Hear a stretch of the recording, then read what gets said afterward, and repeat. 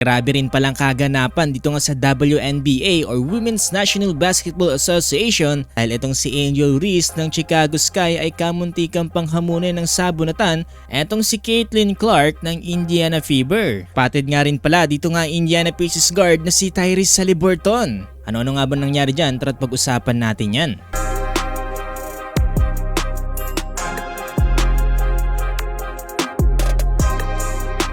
So ngayong araw ay naganap nga ang laban dito nga sa pagitan ng Indiana Fever at dito nga ng Chicago Sky dito nga sa WNBA. Kung saan tinambakan nga dyan ng Indiana Fever at ang Chicago Sky sa final score na 93-58. Kung saan nanguna nga dito para sa Indiana Fever atong si Caitlin Clark na kung saan nakapagtala ng triple-double with 20 points, 10 rebounds at 10 assists.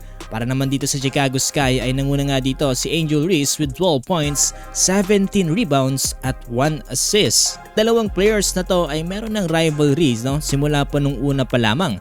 Etong si Angel Reese kasi mga boss ay parang mainit ang dugo ito nga sa kanyang katunggalin na si Caitlin Clark. May mga moment pa kasi na sinabi etong si Angel Reese na hindi lang naman daw si Caitlin Clark ang dahilan kung bakit tumataas ang viewership dito nga ng WNBA. Nasabi rin kasi ni Angel Reese na siya rin daw kasi ang isa sa mga dahilan kung bakit tumataas ang viewership. Naman simula't simula niyan pumasok itong si Caitlin Clark ay parang mainit na nga ang dugo dito ni Angel Reese dito nga sa kanya.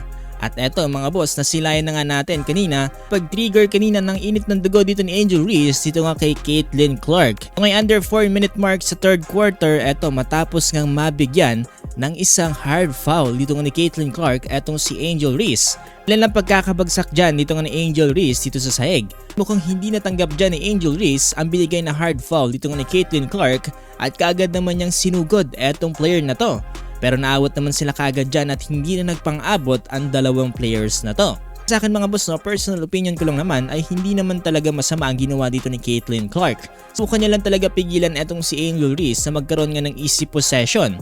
Siguro pwede nating sabihin na medyo napalakas nga yung foul niya dito pero hindi na para magpang-abot pa silang dalawa.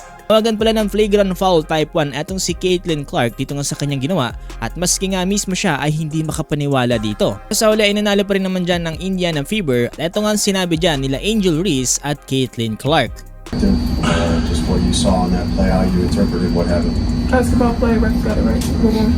It's a take foul to put them at the free throw line and rather give up 2 points. You know, I've watched a lot of basketball in my life. That's exactly what it was. I wasn't trying to do anything malicious. That's not the type of player I am. So, yes, wasn't anything like that. And I went for the ball, and that's clear as day in the replay. You watch it. You know, it shouldn't have been upgraded. But again, that's up to the ref's discretion. But I appreciate AB having my back. I guess I don't even know what she did. I didn't see that.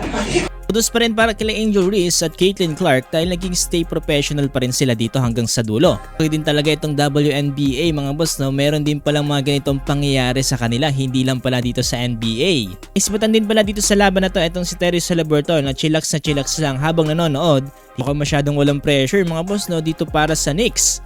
Kung gusto pa naman yung basketball updates ngayong NBA playoffs, huwag niyong kakalimutang i-follow itong ating page.